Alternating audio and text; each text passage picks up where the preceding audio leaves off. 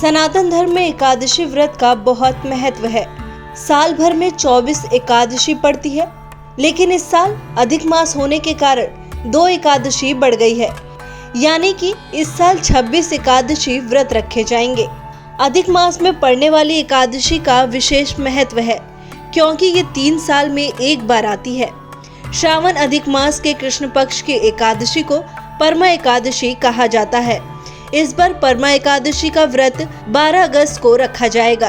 वहीं इस दिन व्रत और भगवान विष्णु की विधि विधान पूजा करने से मोक्ष की प्राप्ति होती है।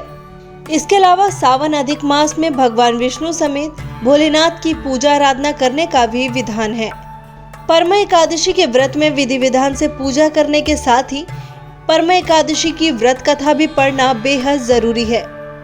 तो चलिए आपको बताते हैं परमा एकादशी की व्रत कथा क्या है। पौराणिक कथा के अनुसार प्राचीन काल में काम्पिल्य नगर में सुमेधा नामक एक ब्राह्मण रहता था। सुमेधा और उसकी पत्नी धर्म कार्य करते थे। सुमेधा की पत्नी का नाम पार्वती था। पार्वती बहुत ज्यादा धार्मिक थी और परम सती और साध्वी स्त्री थी।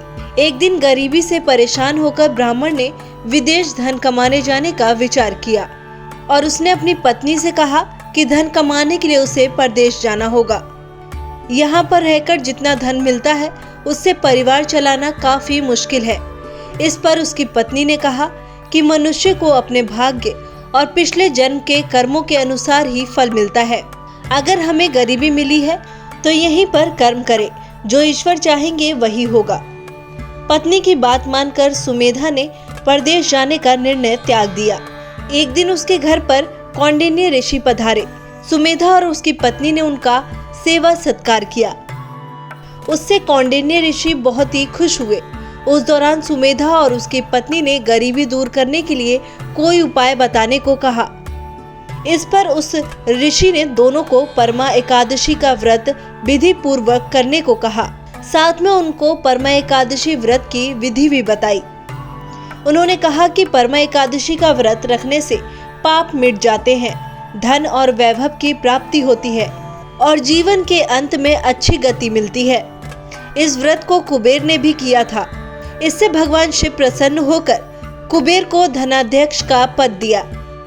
ऋषि कौंडिन्य के बताए अनुसार जब अधिक मास का कृष्ण पक्ष आया तो सुमेधा और उसकी पत्नी ने विधि पूर्वक परमा एकादशी का व्रत रखा और भगवान विष्णु की पूजा की। ब्राह्मणों को भोजन कराया और दान दक्षिणा देकर विदा किया। उसके बाद स्वयं भी भोजन करके परमा एकादशी व्रत को पूरा किया। इस व्रत के पुण्य प्रभाव और विष्णु कृपा से ब्राह्मण परिवार की गरीबी दूर हो गई। उन लोगों ने काफी सालों तक सुखी पूर्वक जीवन व्यतीत किया। उसके बाद अंत समय में उन दोनों को उत्तम गति भी प्राप्त हो गई। आपको परमा एकादशी की व्रत कथा कैसी लगी हमें कमेंट में जरूर बताएं। उम्मीद करती हूँ आपको ये जानकारी पसंद आई होगी। फिलहाल हमारी इस वीडियो में इतना ही। वीडियो को लाइक, शेयर एंड चैनल को सब्सक्राइब करना ना भूलें।